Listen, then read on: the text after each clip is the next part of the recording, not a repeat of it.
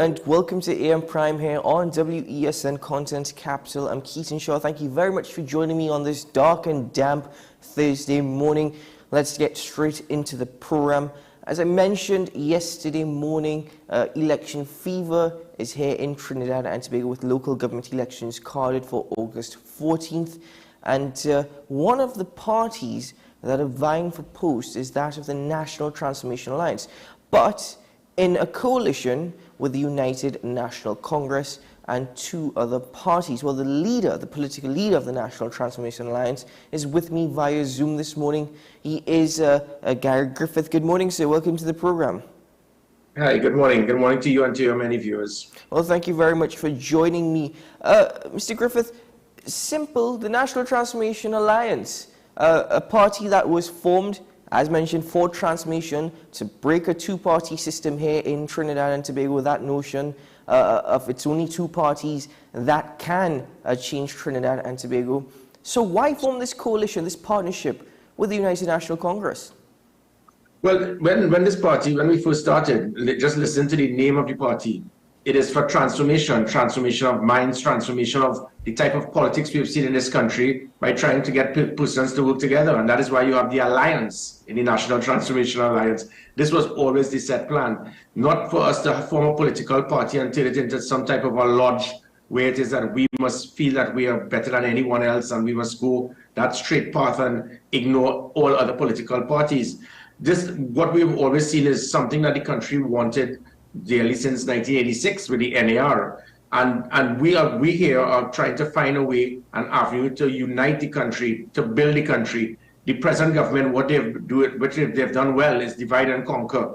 They want to continue to divide the country. You cannot expect to be a prime minister and you want to lead a country, but you arguably hate half of the country. So in the National Transformation Alliance, this so-called third constituency has been going on for decades. It started with the ONR with 91,000 votes. It then went, that was in 1981, 1991. It then went to the NAR, 127,000 votes. 16 years later, in 2007, it moved up to 147,000 votes with the Congress of the People. 16 years later, as we move on to 2023, it's now the NTA. And probably 10, 15 years, it may be something else. So regardless of the initials, that bridge constituency of those persons who believe that they would like to be in something different to the PNM or the UNC, and that is their right, and there's nothing wrong against it. You should not be seen as some type of enemy of the state. And by us doing that, we intend to also bring forward and work with other political parties. There are several other political parties that are not PNM or UNC, and if we all work together, there's a saying that the whole is greater than the sum of the parts. And by us doing this, a coalition is something that people fear. But I mean, there are over 80 countries in the world that had coalitions before or presently have. That's almost half of the countries in the world. And some have worked, some have not worked. Governments standing on their own have worked and they have not worked. This present government, it is nothing close to democracy. We have seen blatant virtual dictatorship, abuse of state resources, targeting political opponents, doing everything, spending their time trying to destroy those opposed to the government and trying to help in providing the needs of the country. So this concept of a coalition, the one main point that I must tell you is that every single time there's a coalition, the PNM will lose an election in this country. In the last several decades, the last 50 years on, in 1986, in 1995, in 2010 general election, and in 2010 local government. So every single time there's a coalition, the PNM have been defeated. Every single time there's not a coalition and all the other parties go on their own, the PNM wins every single time, bar one, and that lasted just a few months. So the maths is there, and if it is that anyone has any concern about it, it means that they would like to keep Keith Rowley in government. Well, every time there's been a coalition, the People's National Movement has been defeated, but following that, the coalition tends to break up, and some of those political parties, well, they still are there, but people in Trinidad and Tobago tend to forget they exist simply because of just where they are at. For example, the Congress of the People, of which you just mentioned. So could this be make or break for the NTA? No, and the difference with this, it has to do with communication, because the good thing about it is when I was National Security Advisor and not being very political at that time, I saw what was taking place with the Congress of the People and the UNC at the time. And this has to do with communication, proper dialogue. So I give the assurance to the country. People have seen me, they have seen my personality, my character. my patriotism. I give the assurance to this country, this is not going to be something cosmetic. This is not a marriage of convenience. What we are doing is making sure that there's proper dialogue, and that, I think, was the issue. That was the problem. It was a hastily arranged marriage of convenience, probably, with that Faizabad Accord, and the persons in the COP did not do what was required and expected, because decisions were being made without even the knowledge of the vast majority of persons in the executive of the Congress of the People. What you're going to get this time is a lot of transparency, immense dialogue, and because of that, there's going to be mutual respect, and mutual respect between both parties, all parties, will ensure that you're going to have a greater possibility of this working. I think the country, the vast majority of the country, would like to have the Keith Rowley's PNM removed from office. What they want to do is to ensure that if there's that change, it is going to be something that has a foundation. It's not going to be fragmented, and it will send the country in the right direction over the next few months. Because after this local government election, this would continue into the general election. We are going to build this, and the country will continue to see and believe that this can and would work. So you believe that because there is communication now, there is dialogue, this is a partnership that can be sustained? Yeah, definitely. And as I said, people, you use this word coalition in this country as because it just doesn't work. But we have seen the worst government in the history of Trinidad and Tobago from 2007 to 2010 under the PNM, which is why they were removed from office. And this one, and this is not a coalition. So whereas you have coalitions that work and didn't work, same thing with governments that stand on their own. So you can't just automatically just use the past to say, well, it didn't work then, so it's not going to work now. It's different. The individuals who are coming forward to work with the UNC, it's going to be different. And that is why I say proper communication, proper dialogue, mutual respect, you're going to see the difference. Mm-hmm. Well, you're quoted on Monday in one daily newspaper saying this is not about the PNM. In fact, the PNM has contributed to the development of Trinidad and Tobago. So is this something more against Prime Minister Dr. Keith Rowley? Well, no, and that's the point. The PNM, when you look at, even like Patrick Manning, he left a legacy. The legacy he left was never one that Keith Rowley is going to leave. What you've seen with Keith Rowley is virtual dictatorship, arrogance, hatred, pettiness, bitterness, spending most of your time on a platform, even press conferences. That's supposed to be something about what I'm going to do to serve you after post-cabinet briefing. And it's always based on attacking people. And because of that, the country has been fragmented. It has been divided. And that cannot continue. Let us not even go to the fact that they have not been able to provide the basic needs for the country. This country is right now under siege. We are flowing in blood. And when you have two political leaders in Kamala Persad-Bissessar and Gary Griffith, we come to you and say, listen, we know you are clueless. You do not know what to do. We didn't say it in so many words. But the country is suffering. It's the highest number of murders in the history of Trinidad and Tobago. We are here to help you in that. Kamala Persad-Bissessar, as the Prime Minister then, it was the highest reduction in serious crime in, I think, in 30 years. And then Gary Griffith, being the Commissioner of Police, in my last year, it was the highest reduction in murders in 17 years. We are willing to help you. And this man could disregard that, says, I don't care, you're not a PNM, we do not want your help.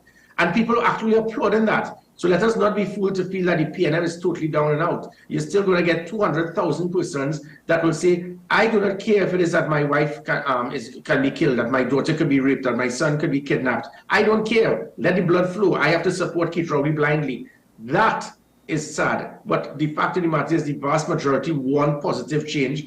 And by doing this, so it is not about trying to remove Keith Rowley. It's just that the country needs good governance. The country needs to breathe and to be able to build back, to unite. The hatred, the division, the bitterness has all been taking place because of one man, and this cannot continue. So if we all work together, we circle the wagons, we can and will do it. Could you speak to me now about the evolution of your relationship with the opposition leader, Kamala Persad-Bissessar, and even your relationship with the United National Congress, following your stint as Minister of National Security during the People's Partnership government, your appointment as Commissioner of Police, and your subsequent term in office as Commissioner of Police, and the formation of the National Transformation Alliance? Well, again, there's always been mutual respect. I've always had a good working relationship and communicating with the leader of the opposition. I was obviously I have to do so, and likewise, even with the PNM, there have been very senior ministers in the People's National Movement that I would have communicated with. As Minister of National Security, after being Minister, President, whilst being Commissioner of Police, and after. And that should not change. That is not going to change because and that is the problem. We believe that because this person has a different party card, that person cannot associate themselves with me or anyone else. And that is how this and it's all because of one man. This has never happened before in the history of Trinidad and Tobago. You'd have seen Patrick Manning and Basdio Pandey hand in hand, working together, socializing. And that, so even though we may have different party views, we are all citizens of this great country. But this, and even Kamala Prasad-Bissessar, never once has she shown that type of bitterness and hatred and animosity. But Keith Rowley alone does it. Every time the man speaks, and you know when he's going to lose it. He starts off as a diplomat, and as soon as his head starts doing this, you know that's it. He has lost it.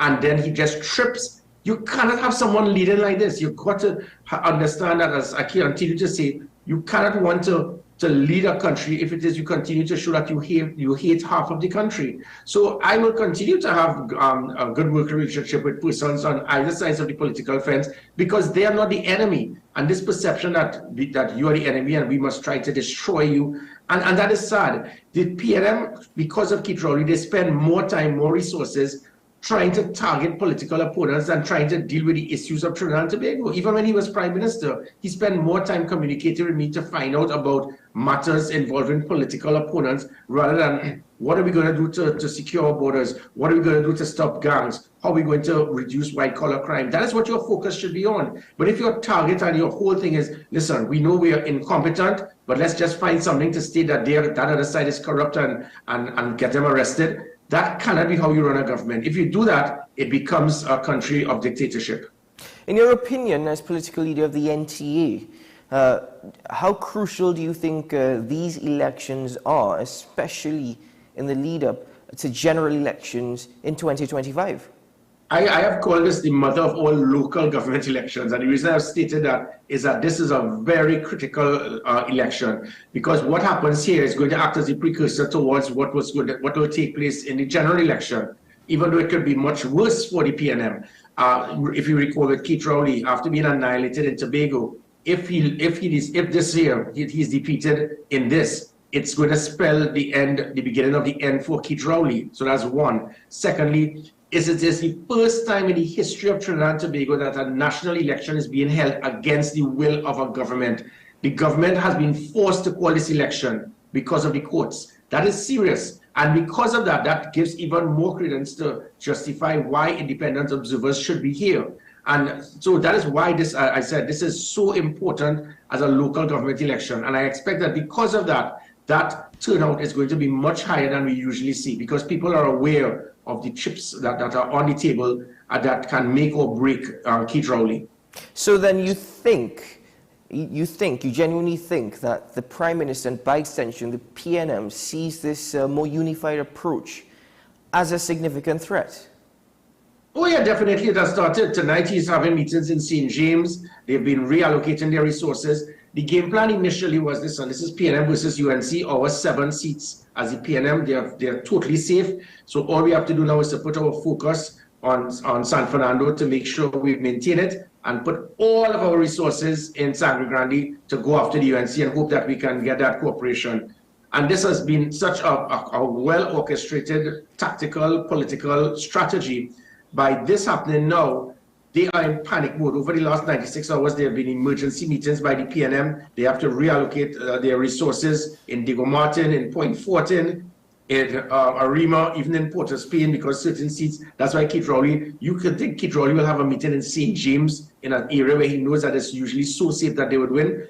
That coalition, again, when you look at the data, in 2010, when the Congress of the People's 147,000 votes joined with the UNC's 200,000 odd votes, it took 4 corporations that the PNM usually kept, which would have been Diego Martin, Rima, Tunapuna, and San Fernando. So it would have been 11-3. Now it's 7-7. So now they have to reallocate, and even point 14 has now come into the play. So with that now, even like in military strategy, when you put all your resources to go after one area, now because you realize you might lose land in other areas, you lose ground, you now have to reallocate your resources. And by doing that, it has put them now in a position of concern because they may very well even lose San Fernando. Mm-hmm. So what was the focus in terms of the decision making with regards to the corporations, I suppose, districts that the NTA will be targeting as the UNC will be targeting? Because the focus is on Diego Martin, Tunapuna Piarco, San Juan Laventil, Point Fortin, Port of Spain. What was the thinking behind targeting these particular corporations? Anarima. Yeah. The corridor. So we take the corridor. The UNC maintains and holds their areas in central and southern Trinidad and Tobago. So again, it's very tactical. It is very strategic. Persons told me that we should have demanded safe seats. No, this political party is a party that is just a few months old. We are going to make ourselves relevant. We are going to earn the respect of Trinidad and Tobago, not to ask for handouts from any other political party. There's a very good strategic accommodation between us and the UNC. And again, if the UNC has these seats, let them hold on to it. And we will go after that corridor, that area especially, and that is where it is you have the majority of those persons who are not PNM or UNC till they die. So that is the concept of operations here. So this is along the line, central and south, it is Kamla versus Rowley. And the corridor, it is Gary versus Rowley. You choose. Mm-hmm. Now, how do you respond to the assessment by Professor Hamid Ghani? He's suggesting that the NTA-UNC relationship could actually give the People's National Movement the edge in the way that aldermen are actually chosen. This seat-splitting arrangement will actually diminish the actual votes that the UNC and NT have towards the allocations of aldermen. Yeah, my personal view is that that whole process with the alderman thing, it really has to be rectified. It is not something that is ideal when you look at the concept of democracy and looking at third parties. But having said that, the focus is seat allocation. The UNC could have easily done what they did in 2010 and given all of these seats to, for like what they did for Point Fortin, Diego Martin, well, not Diego, Point Fortin or Rima, and they could have given all these seats to the NTA. But because of this alderman situation, it is untidy. It does not, in fact, but the alderman situation is not going to be the factor for us to put focus on. Our focus is on winning seats. And also, the UNC had to be very careful where it is a national party, and if it is that you just give up certain corporations, obviously there would have been that talk that, oh look, you're no longer a national party. So the UNC must keep certain places to show that, listen, we are a national party and we have not given up any corporation. So that is why they have representation in all the corporations, because granted, whether you like it or not, that is the major political party. But us now, as I said, the whole is greater than the sum of the parts. So us being in there, if it is that it may affect the selection of an alderman or two, it is a sacrifice and something that we are prepared to give up for the bigger picture. The bigger picture is to ensure that the PNM is going to be defeated in three categories. One, the number of corporations. Two, the number of seats. And three, the number of votes. Mm-hmm. Now, whatever we would like to call it, a partnership, a coalition, an alliance, whatever it may be, the mere fact is you said you believe it can work because there is communication as compared to the partnership of 2010 to 2015. However, with all that being said, though it is the political leader of the National Transformation Alliance and the United National Congress, Kamla Prasad-Bisesa, who is the true leader going forward of this particular alliance and relationship? Well, time will tell. I mean, at this time, when it is you, suppose we bring in, so I'm just saying, I don't want people to criticize me. Suppose the PDP, the MSJ, the COP, COPE, the ABC or the XYZ comes in. You never know what is going to happen. At this time, there is a major political party, so you have to give respect and recognition to the leader of that political party.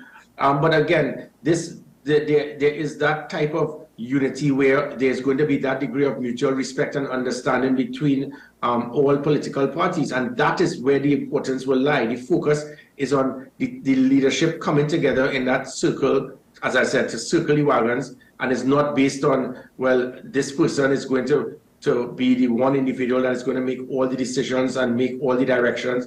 I have spoken to, and that is definitely what I have been seeing. And that is the difference I'm speaking about by a government that stands on its own. When you have a coalition and you have other political parties, you will get other views. And sometimes those views may be able to be picked up. And then the leader of the bigger party will then say, oh, I didn't look at it from that perspective. But when you have a government with one prime minister saying that when I call the shots, everybody will listen, he will make wrong decisions and everyone else will stay quiet. You know why? Because they want to keep their Senate post, they want to keep their ministerial post, they do not want to lose their job. And that becomes the concern of a government that stands alone, because it can virtually become a dictatorial government. So in this present situation in Trinidad and Tobago, you have one man that selects, handpicks the president, virtually the Chief Justice, the Speaker of the House, the President of the Senate, Commissioner of Police, Chief of Defense Staff, arguably all arms of the public service, because he appoints the president who appoints them. And that is dictatorship. You have something of a coalition. You can't have persons now having a difference of opinion and not being concerned that they are going to be shut down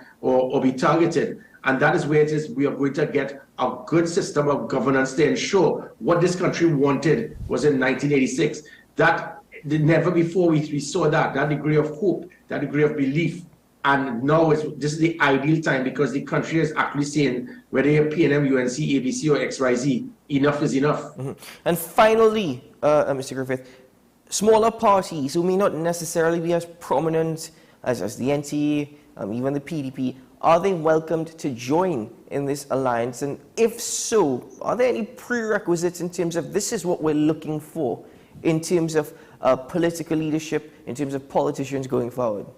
No, definitely. And again, I would ask all of these other parties, I intend to meet with all of them later this week, to let them understand, come aboard, work with us. Look at the last word in the NTA. It is alliance. It is an alliance of minds. You do not have to be a party fanatic. We have the individuals we have in the NTA, persons who are not diehard NTA. We have two previous PNM councillors. We have one who was a previous national hockey team goalkeeper for 20 years. As persons who have applied as aldermen and possible mayors. We have a previous Attorney General and United Kingdom ambassador. We have a previous captain of the national senior men's hockey team, football team, sorry. We have another who was the #1 goalkeeper for the national senior football team for 10 years. We have another who was the last Trinidadian to score a hat-trick for Trinidad and Tobago in the best CONCACAF World Cup game in the history of CONCACAF World Cup. And we have a 3-time ex-tempo champion. So when Keith Rowley spoke about how great his team is, you can't touch what we have.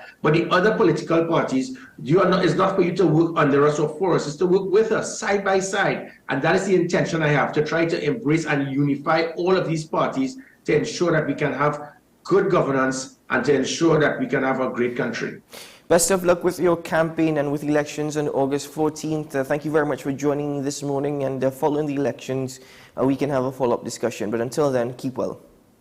Take care. Bye-bye. Thank you very much. That was Gary Griffith, the political leader of the National Transformation Alliance, this morning, speaking to me about this coalition, this partnership, this alliance, again, term it however you like, with the United National Congress, and why he believes that it can work in comparison to partnerships previously, also noting that the People's National Movement have always lost an election when there was a coalition of parties against them. Furthermore, he cited that communication is far clearer, dialogue is much clearer as compared to the partnership of 2010 to 2015, and he genuinely believes the People's National Movement is panicking. Ladies and gentlemen, we take a break here on AM Prime, and when we return, we'll get into some other discussions this morning. Stay tuned.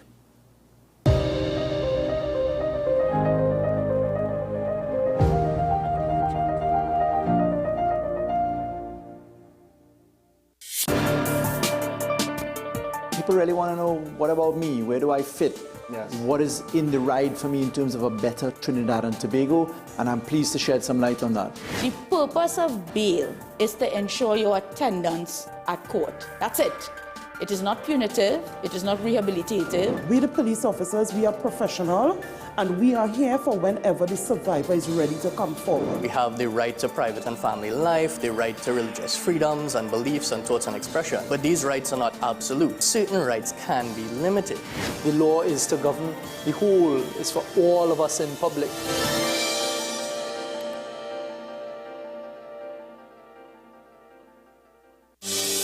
Join me, Dr. Nalini Kokram, on WhatsApp Doc, where we discuss all your burning questions concerning health.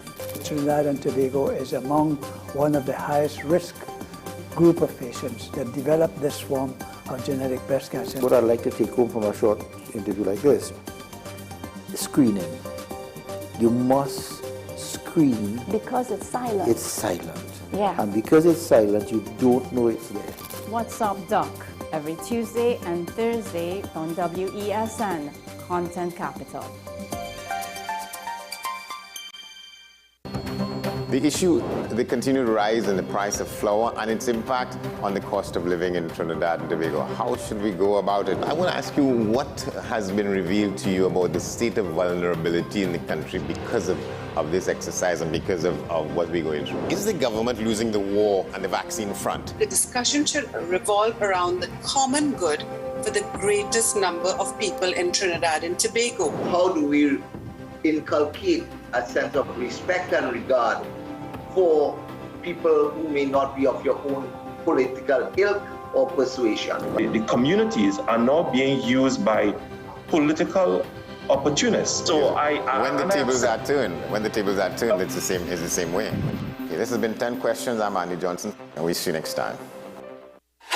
FanZone, your reliable, authentic supplier, has just gotten better. You can now visit our website www.fanzonett.com for your authentic wear and collectibles. The only place where you can use both your Visa debit and credit cards. Visit our website fanzonett.com to make your purchase today. The best birthday gifts are at dbesttoys.com. Shop for the best brands you love at the best prices. Like VTech, Leapfrog, Fisher-Price, Play-Doh, Hot Wheels, Barbie, Cocomelon, LOL, Baby Alive, Crayola. Visit us in-store at Forces Flagship MacBean. Shop online now at dbesttoys.com. Order via call or WhatsApp at 32DBEST to order. And remember, we have the best toys at the best prices.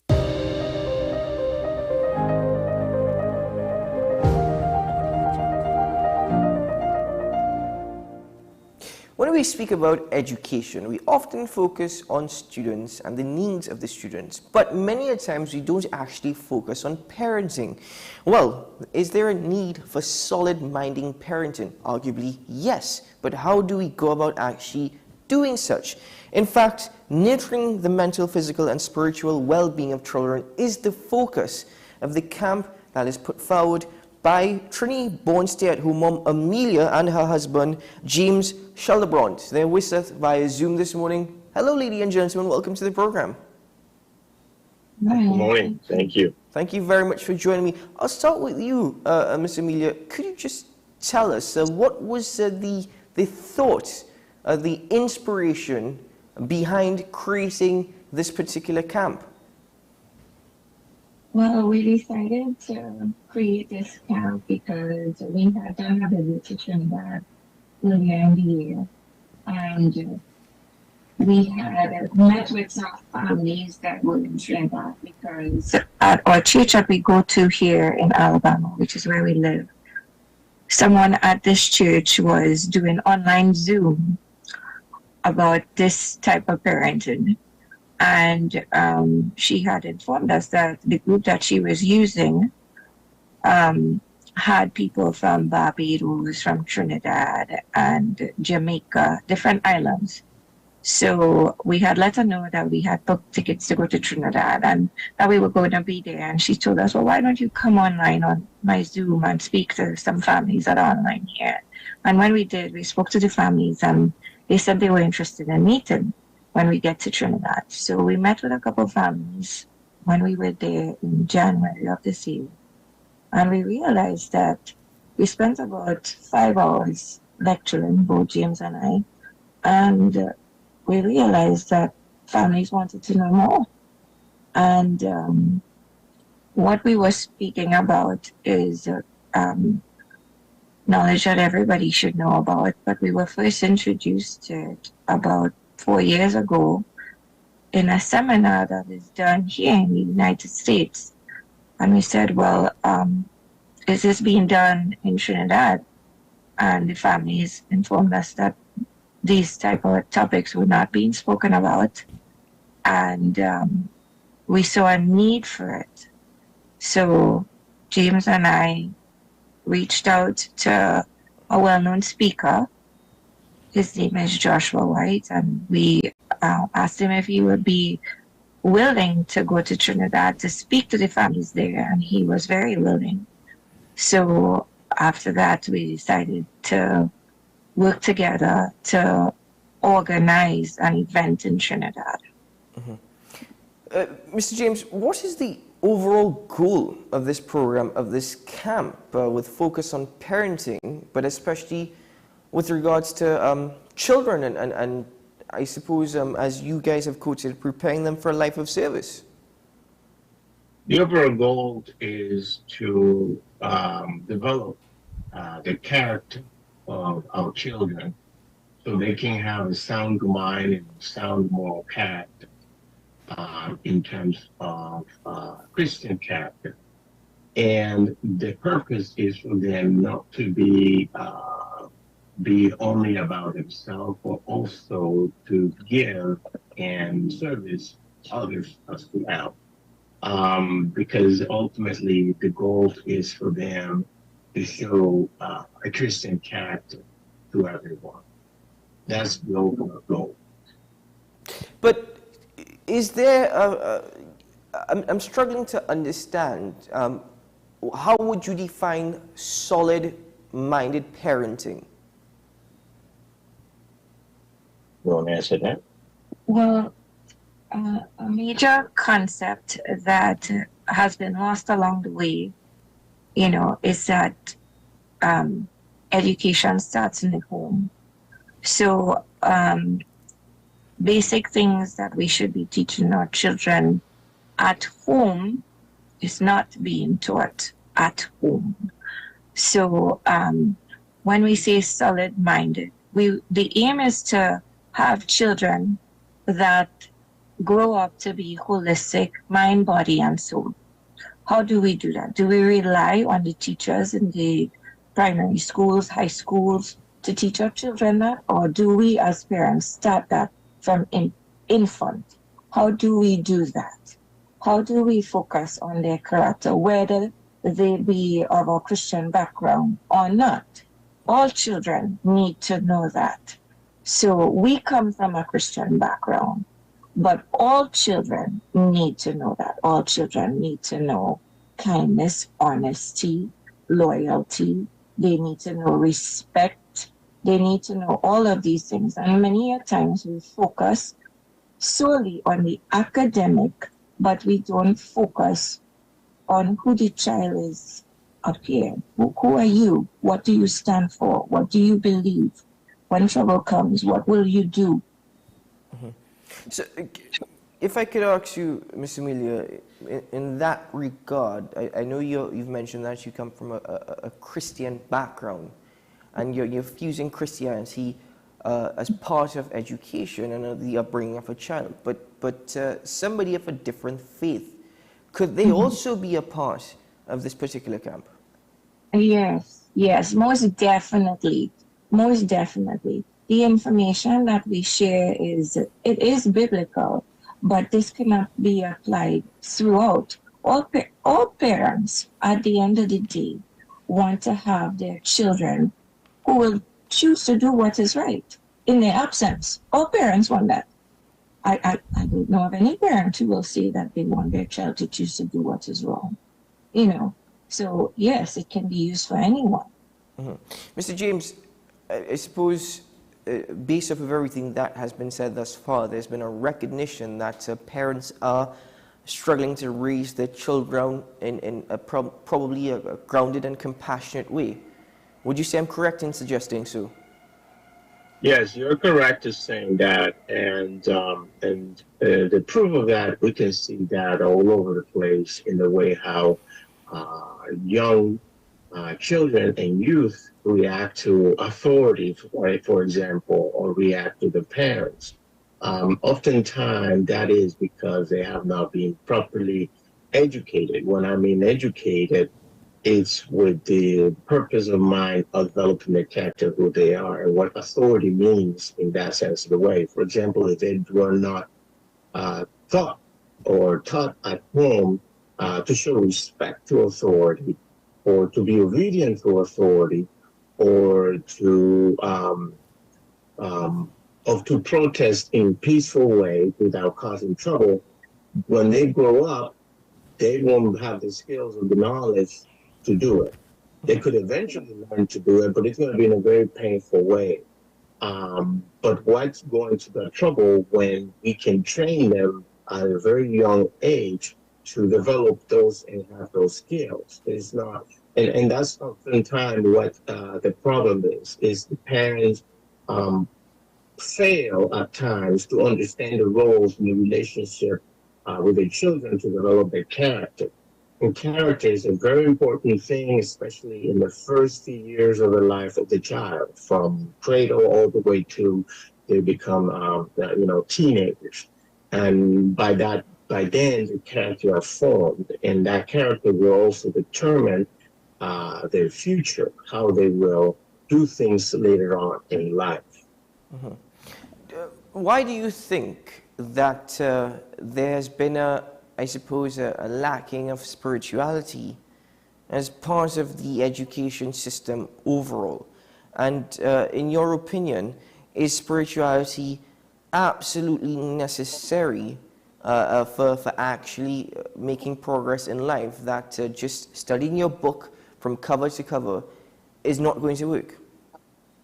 It's interesting you say that, because whether you're Christian or not, pretty much most people will agree that the body and the mind and the soul, although are three components of a human being. And the spirituality, in that sense, plays an important role in the life of the person. You either believe in something or you don't. And based on those beliefs and perception of life, there are certain behaviors and decisions that you're going to make in life, and how you're going to treat others and deal with others. So that's important. Learning from books is great, but it's very limited. And there's certain things in life that books can never teach you. And that's when the parents come in place for the children to learn those basic things. For example, self-control. When you get upset, let me give you an example. How you go about to control that? That's something that books cannot really teach you, but rather you can exemplify that at home when you are teaching that to your children and do it daily with them. That's one basic example of that. Okay. Mr. James, let me challenge you for one moment, in the sense that here in TNT, a problem that has been identified amongst the citizens is now that we have children who are making children. And how does this particular camp actually focus on that aspect when you have minds that are not necessarily truly mature, minds that have not gone through the framework or the foundation in terms of becoming a parent? Being a parent for the first time is always going to be very, very difficult. But we have children making children. How do we address that? I'm going to let my wife answer that. Sure. You mean, how do we stop it, or how do we help the children who've had children? I think it's always going to be something difficult to stop. So then how do we help the situation? Well, if children have children, then they will need help to raise those children, because if they raise those children by themselves and they're immature because they're not mature enough yet mentally, physically, they're not mature there yet. They're going to need help from their parents. And this is where the camp focused on the way we educate and the way we think we should educate is a little bit off, because we need to start with the education at home from young, telling them that these are important things in life. Instead of saying, let's learn our times table at 4 years old and push that. Instead of pushing that, we're pushing morals, values. So if a child has a child, that child is going to need help from her parents to raise that child. Now, with respect to stopping that, stopping that is a problem in itself. But if you educate the child on right and wrong, in Christianity, we teach our children that their body is a temple of God, and it is to be respected, and you are to wait until marriage. Those are things that we teach. In different religious groups, they might have different ways that they teach that, but that is to be taught to the child. But if the mistake hasn't been already made, the grandparents is going to have to step in and help. So like at this seminar that we did, grandparents came out because they want to know. They want to know how to help their children who've had children.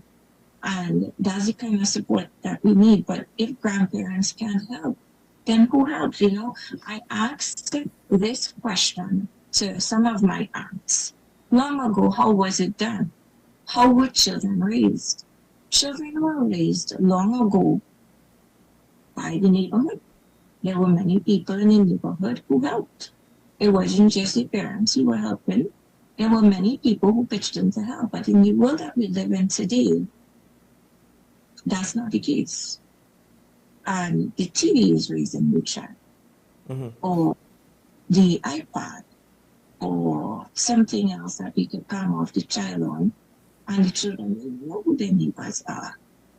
But the system that we have used before, where our parents would have had more morals and values than we do right now, and consider the upcoming generation. How was that done? Why is that lost along the line? And that's where we need people who care to pitch in. So this seminar was not just for the parent.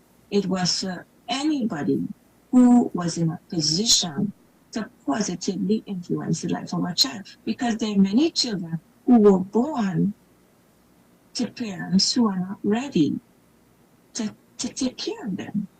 But can I just interrupt you there for a moment? You also have this mindset now in the world that we're living in, that who are you to tell me how to raise my child? Who are you to tell me how to be a parent? I am going to raise them how I see best fit. Who are you to even tell me about spirituality? Who are you to even tell me about education? I'm the adult, I'm the parent, I'm going to go about doing this. So in that sense, you can only help those who would really be open and willing to receiving their help. But is it now that we're in a situation that it may actually be too late to even try and help this situation because it's so entrenched as part of our society? It's very interesting you say that. It's only natural to ask those questions. And we all have freedom to choose how we want to raise a child. But ultimately, the question will come to what do we want best for the child? And everyone have to make that decision for their own. Like my wife said, it was a seminar that we decided to put together to share our experience with others, that it actually works. And we see it in our children. And at the end of the day, the ultimate goal is to raise them in a way that they have Christian character, okay? So to show that it really, really works and impact people in a positive way.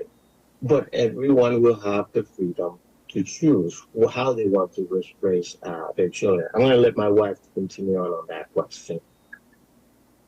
Well, as you said, everyone has the choice, and if they want to say, well, this is my child, I want to raise them, that's fine. But if, you have an opportunity to somehow influence that in a good way and say, look around you, and look around and see what children are becoming.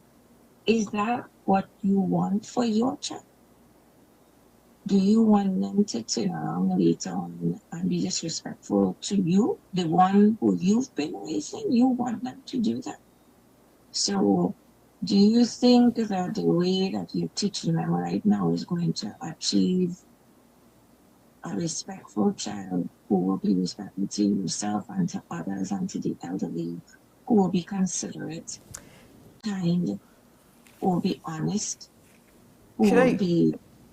Could I just ask you, does one have to believe in God in order to be a good parent? That's a good question. My answer to that is you have to believe in something. And oftentimes it's a higher power than you as a human being. In our case, we're Christians and we believe in a Christian God. And as a result of that, that also has impacted our perspective of life. And people will have a perspective of life, and it will drive them to decide what they want for their children. Do they want respectful children? Do they want children that can control their anger? Do you want children that are thoughtful of others? So ultimately, your view in a superior power will also drive you to make certain decisions in that regard, whether it's Christian or not. And that's important things to consider. Mm-hmm. And by extension, does one have to believe in God in order to be a good human being? That's a very interesting question. In our belief as Christians, our believing Christians also is a driving force to be good, because ultimately in our religion, in our Christian experience, is ultimately to be more like Christ. And those who know about Christ will see that Christ was someone who deeply, deeply cared for others and loved others, to the point that he sacrificed himself in order to save us from our own sins. So if you study that perspective, you will see some of the concept behind that. Ultimately is to do what's best for others as much as you would like best for yourself. The thing is, we need a standard to live by, right? You can't just say, I'm a good parent. By what standard? I'm doing right. By what standard? What standard are you using to verify that? And as Christians, we use our standard as the Bible, biblically sound standard.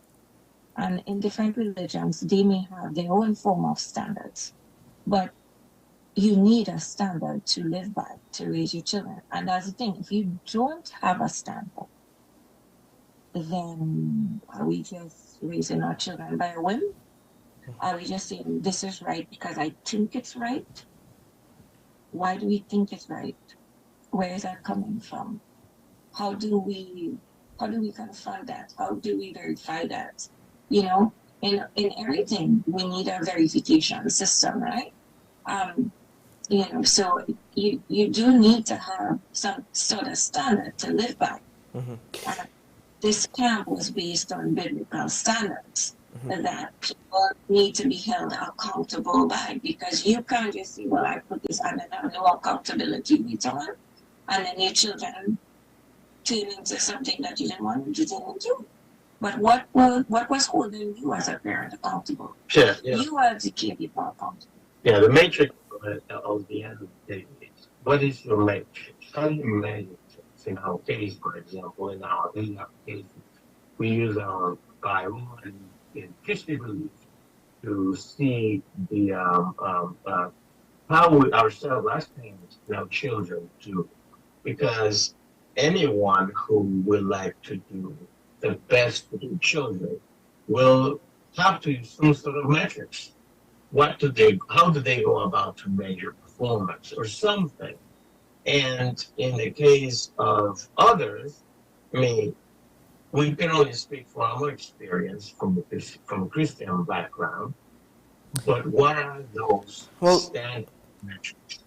Mr. James and Ms. Amelia, I'm truly apologetic. We are out of time, but thank you very much for joining. An interesting conversation indeed, and a rather interesting approach. But for the efforts that you all are making and the help that you're offering, I hope that there's some out there, in fact many, who would be willing to receive such help and such guidance based off of your experiences. You know, hopefully things get a little bit better with all the efforts that are being made. But thank you very much for joining me this morning on the program. I wish you guys all the very best. Keep well and take care. Thank you. Thank you. Thank you very much. That's Mr. James and Miss Amelia Shelderbrand joining me this morning as we speak about a solid-minded parenting camp, nurturing the mental, physical, and spiritual well-being, actually, of our parents. So we thank you very much. Educating for Eternity Family, that camp that took place earlier this month. Ladies and gentlemen, we break for news on the hour, and when we return, we'll get into some more conversations. Focusing on West Indies cricket. What is going on? We'll be right back after this.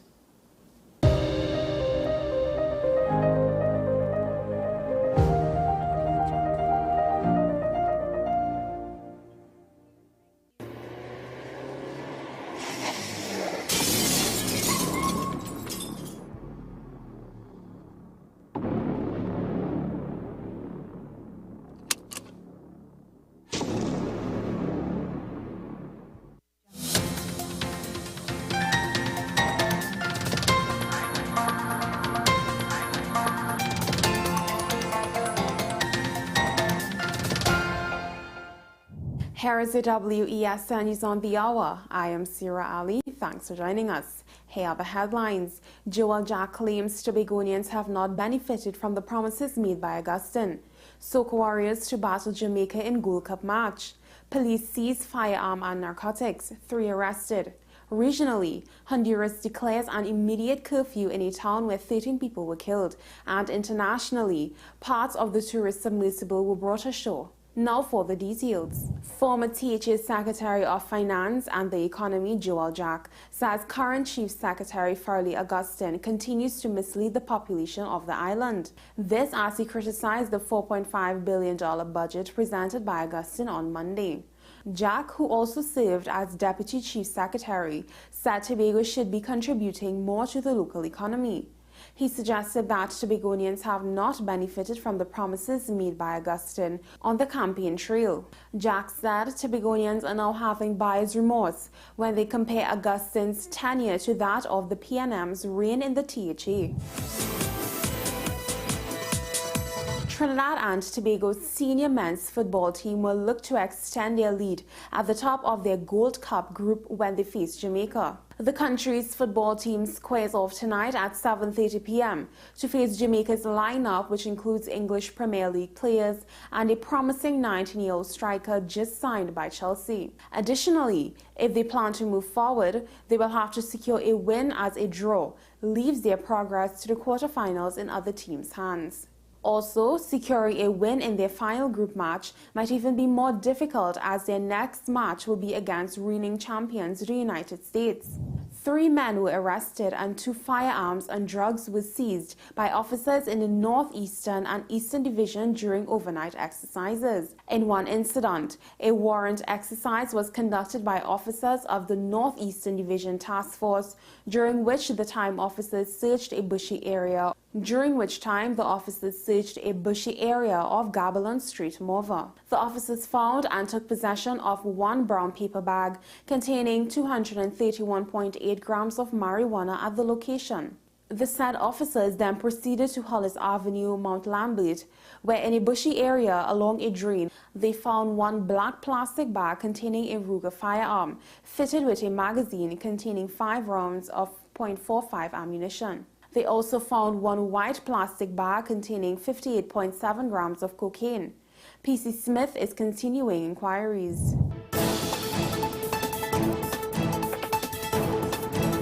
Regionally, the president of Honduras has declared an immediate curfew in a town where 13 people were shot dead on Saturday.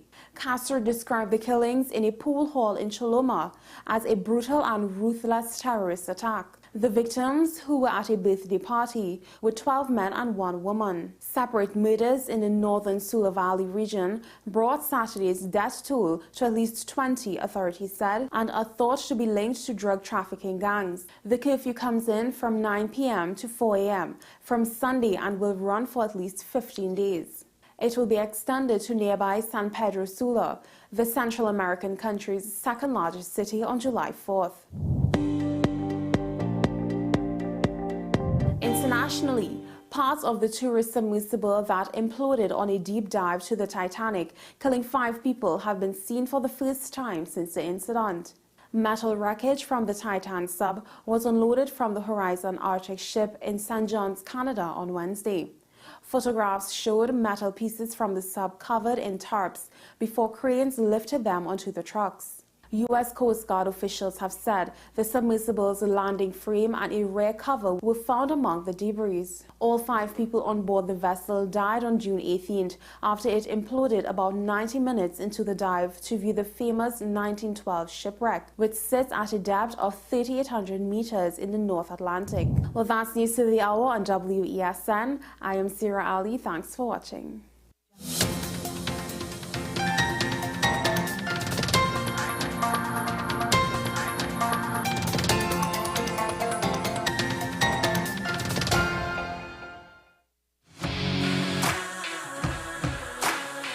Every day, we communicate through stories.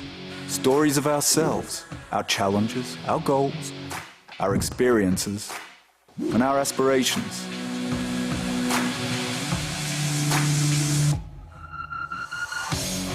Storytelling is an art that we have mastered. WESN Film Studios comprises a collaborative team of experts with extensive industry experience locally, regionally, and internationally.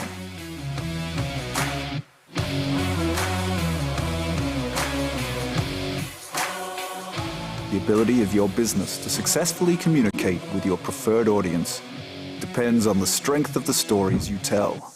Your vision should be communicated in a high-quality, professional, and creative way.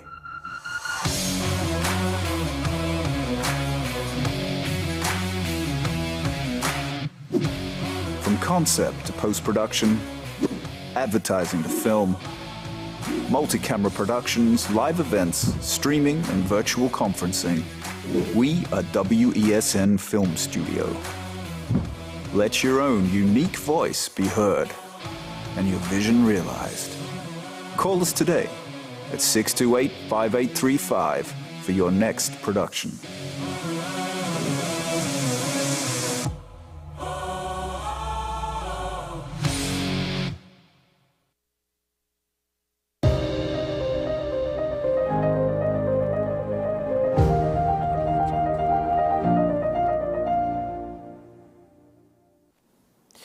Welcome back to AM Prime, and thank you for staying with us. Now, I have a question for you, the viewer, this morning. How do you go about snatching defeat from the jaws of victory? Well, that's a phrase that you've probably heard many times, but there's only one set of people, one group of people that could probably answer that question directly for us, and that's the West Indies cricket team. I mean, how do you go about making 374 for 6 in 50 overs to then go to super over against a team that's an associate member of the ICC, and that is the Netherlands, only for in that super over for you to be blasted for 30 runs, and then you only are able to make 8 for 2? I'm not entirely sure, but maybe one individual could better answer these questions than I can, and that's Mr. Lester Cassimy, cricket analyst and commentator. Usually see him on the Face of Sports with Andrew. Well, I've borrowed him this morning. Lester, thank you for joining me. Good morning, sir. Good morning. Thanks for inviting me. Lester, please, what was your reaction during that game against the Netherlands, even following that game? I mean, you don't have too much hair to pull out, but I'm pretty sure that you were scratching your head, you're scratching your brains. No, strangely enough, I was very happy. I was very, very happy to see that we could get to 374. When you get to 374, you relax. You know that you have won.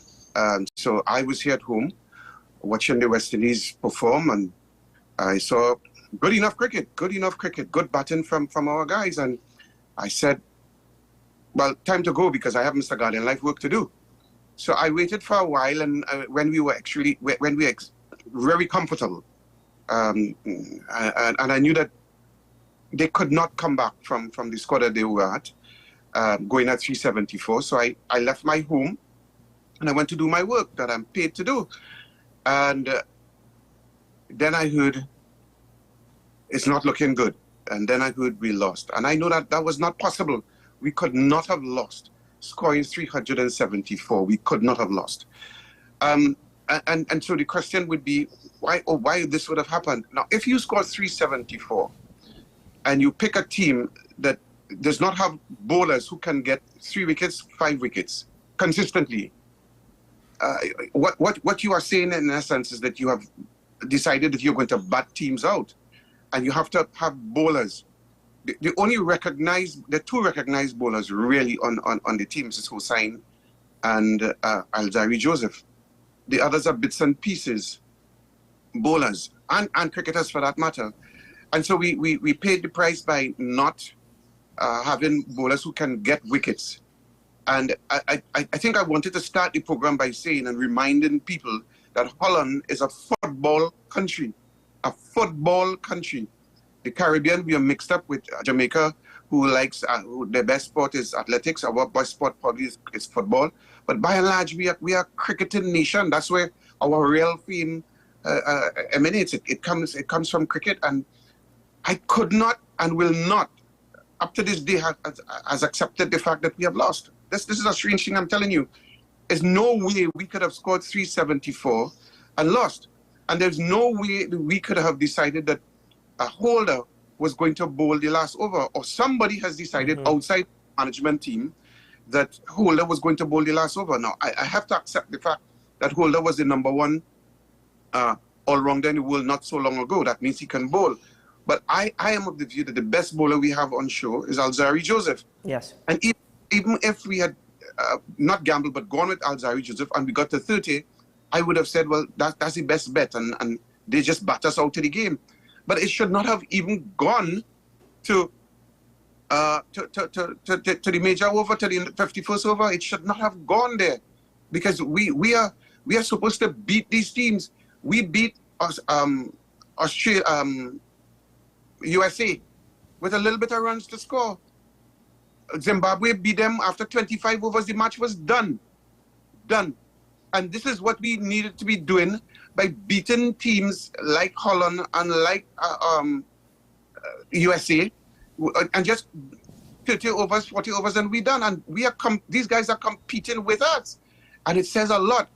Is it that we're not picking the best team? I don't think that's the case. We are picking the best teams that the coaches they have available to them. We just not good at this time. Well, Captain Shea Hope has defended his decision-making throughout the match. He said he did what he thought was best for the team. Arguably, Alzari Joseph has been West Indies' best death bowler for a couple of years now. But Jason Holder somehow got the ball for the super over, and yet we have the captain defending his decision-making. Does this speak to the maturity of Shea Hope as a captain? No. It speaks to, this man is from my country, and I have confidence in him. I will digress a little bit. I was listening to Reds Pereira talk the other day, and Hooper is now part of the management team, which should not be, by the way. He should not be part of the management team. And not on top of that, Reds Pereira is also suggesting that they insert Chandapal. So everybody just looking after, wanting to put people from their own country in the fray so that they could show up and show off. And it does not make sense. It doesn't make sense. So I know Holder, but everybody is aware that Joseph has been the go-to man, except that in this case here, they're dropping all of Alzari Joseph catches, or most of them anyway, and you could see him very annoyed on the field. He's actually showing it. which is something that the management team, they need to work on. Because over the years with Alzari Joseph, he was just a guy that, just starts sacking a corner. Now he's actually performing and doing well, but then they're dropping a lot of his catches and he's playing it out on the field. But I still would have gone with him. The selection of the team, there's this Guyanese guy who bowled in the middle. I'm trying to remember his name for the longest while. He made a duck in the match. And he to me, he has to be number 7 or number 8 bowler on any team. And he's in the first 5. And once you have a non-bowler in the first 5, you are given the opposition the opportunity to get closer and closer to your score or to make a big score if they bat first. So we have problems. And it will start from who are the people going to be talking in these people's ears, the management team. You didn't ask the question, but I'll tell you, I will keep Sammy, but I would not have even started with Sammy as a coach, but he's in place, you have to leave him. But Sammy should not be around a West Indies team at this time. Sammy should have been there with Simmons learning the craft, or Sammy should be given a few more years to learn the craft. Sammy does not know anything about management of anything, and yet still now he's the head coach for the team, and so much so that they have Hooper now talking, and Hooper should not be talking and saying anything because Hooper is horrible at man management. So I'm trying to understand a lot of stuff. I don't know, I mean, if you're trying to understand a lot of stuff, where does that leave me? But beyond that, is the Guyanese cricketer you're referring to Mario Shepherd or Kimo Paul? Mario Shepherd. Mario Shepherd is a non-bowler. Non-bowler.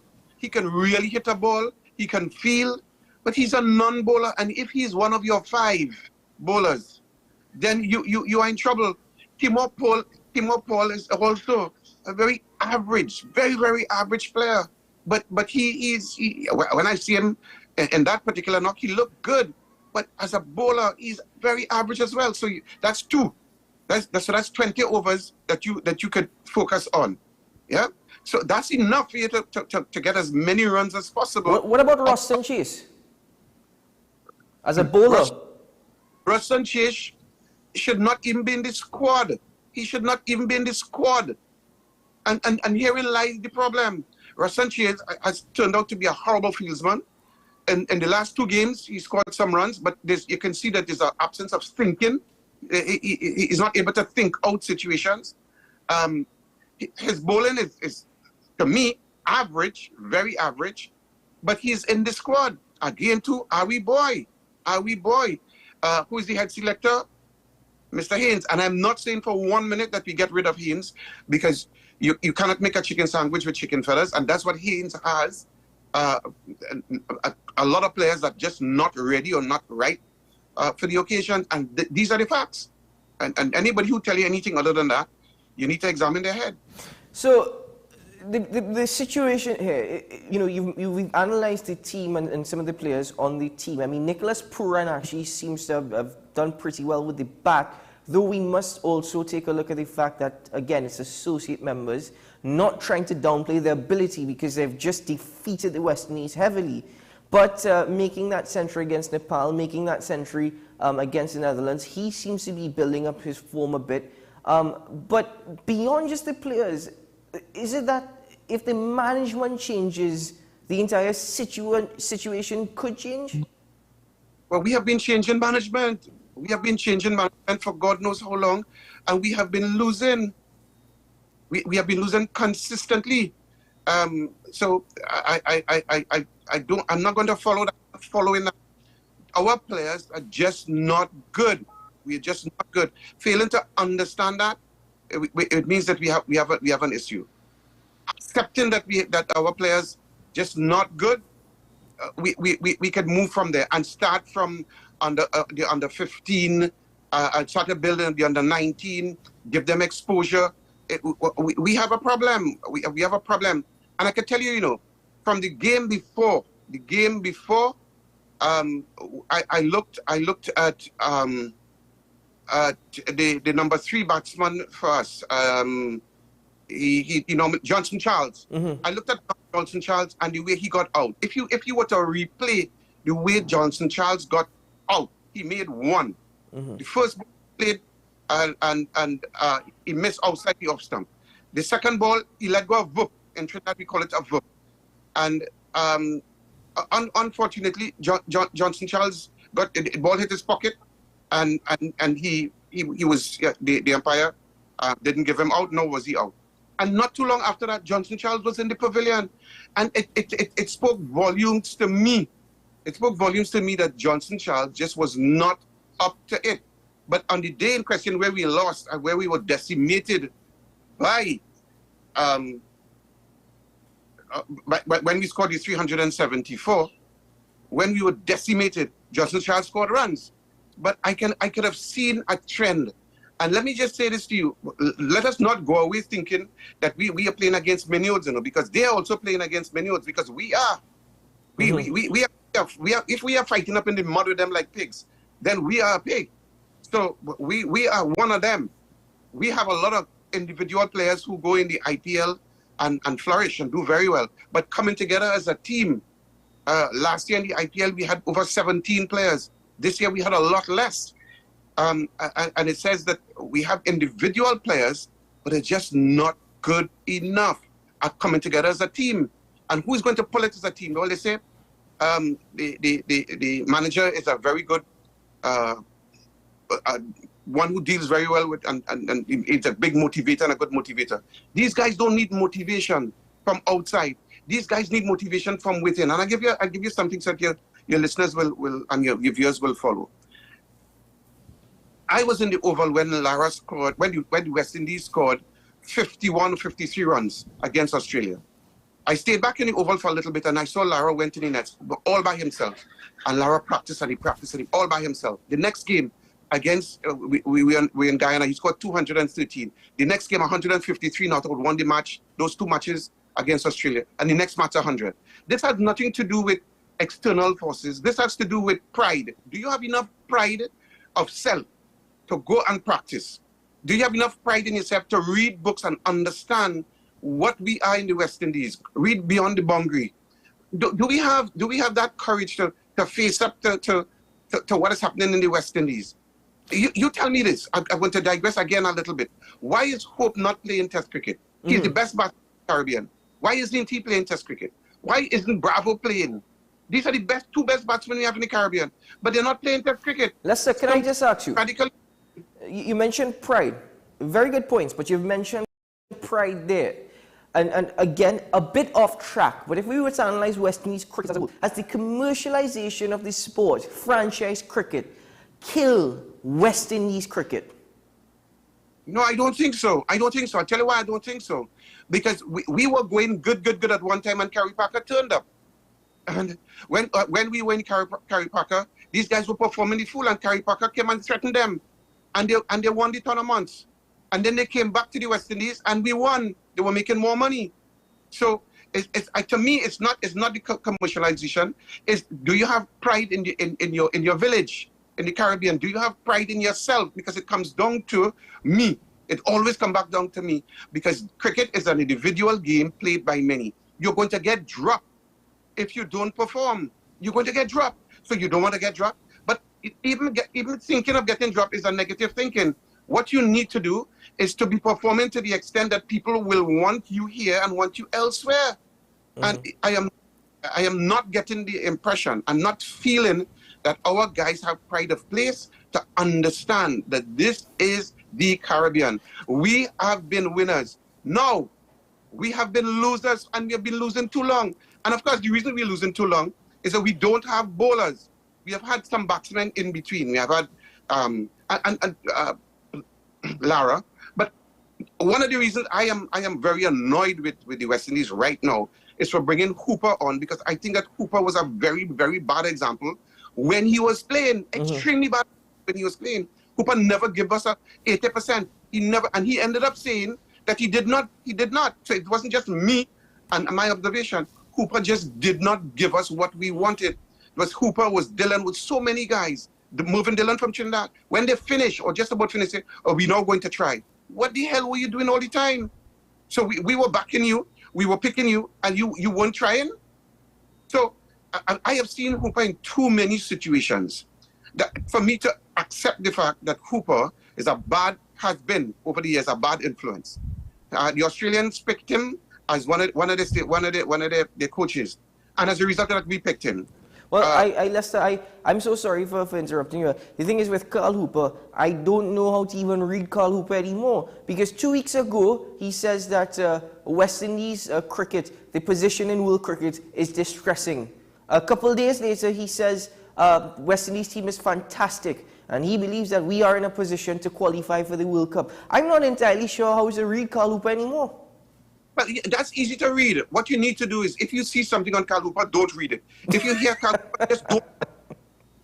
Because he says what he wants to say. He says what is natural for him to say. Because to me, Carl Hooper was a super batsman.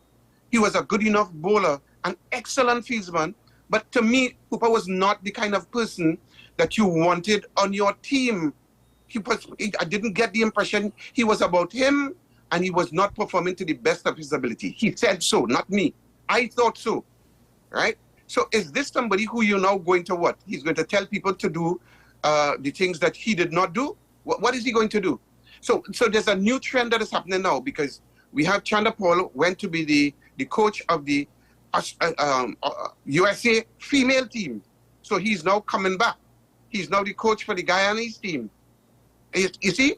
And just one stint. What we need are these guys. If you want to keep them, let them learn the craft of management.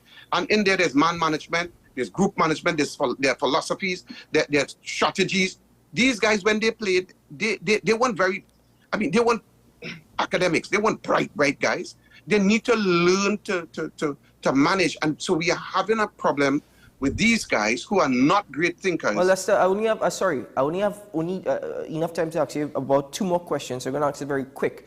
I know you're focusing also on the coaching. I know you said Darren Sammy should be there, but should he be there as the head coach? Because Cricket West Indies president, Dr. Kishore Shallow, he said he saw the belief in Darren Sammy coach West Indies and that they were capable, and I'm quoting now from Dr. Shallow, winning the qualifiers and winning the World Cup and impressing and surprising everyone.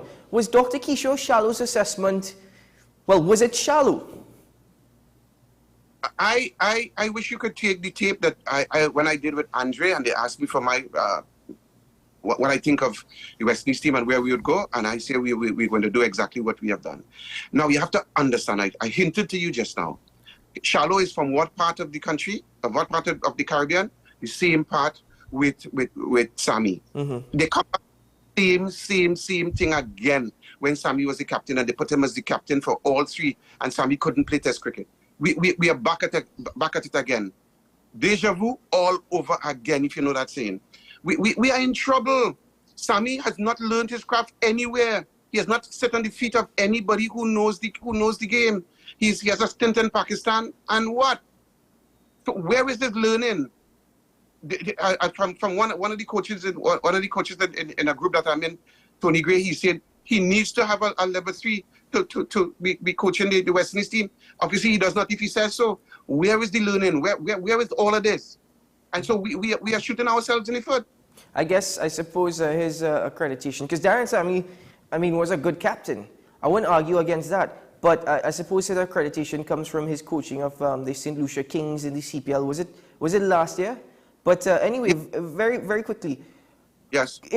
West Indies, put it this way, there's no short-term solution to our problems. West Indies are a bad team. We understand that. The management is poor.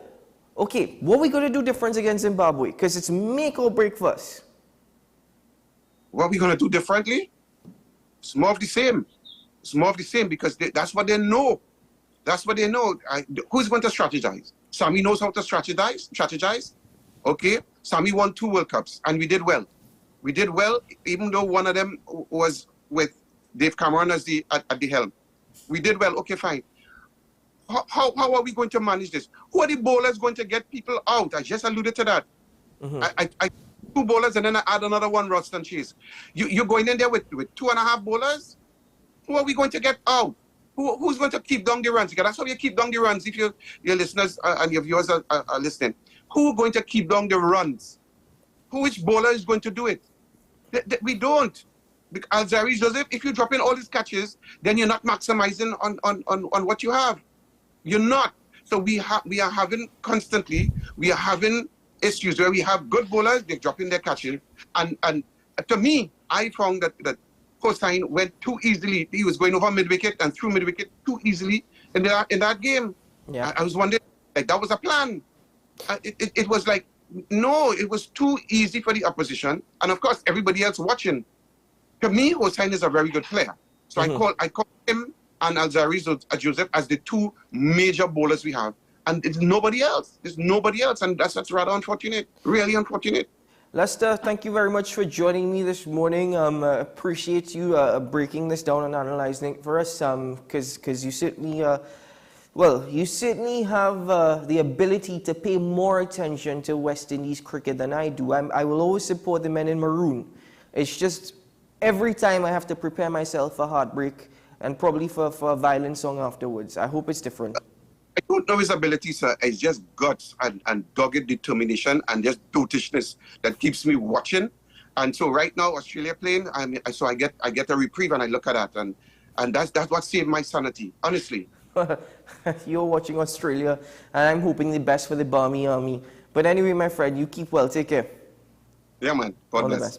That Lester Casimir joining me this morning, borrowing him from Andre, and because honestly, I'm trying to wrap my head around this situation, but at least now we have a better understanding as to exactly a more analyzed and detailed approach. Put it that way. We all had an idea. We just now have a more analyzed and detailed approach. Lester, thanks once more. Ladies and gentlemen, this has been AM Prime on WESN Content Capital. Thank you very much for joining me this morning. I'm Keaton Shaw, wishing you a grand day ahead, maybe a productive one.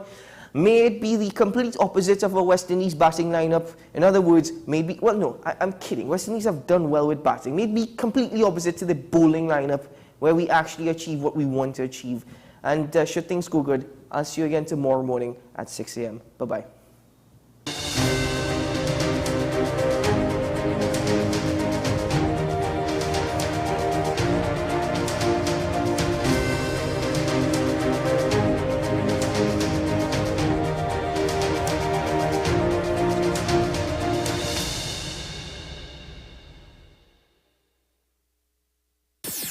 WESN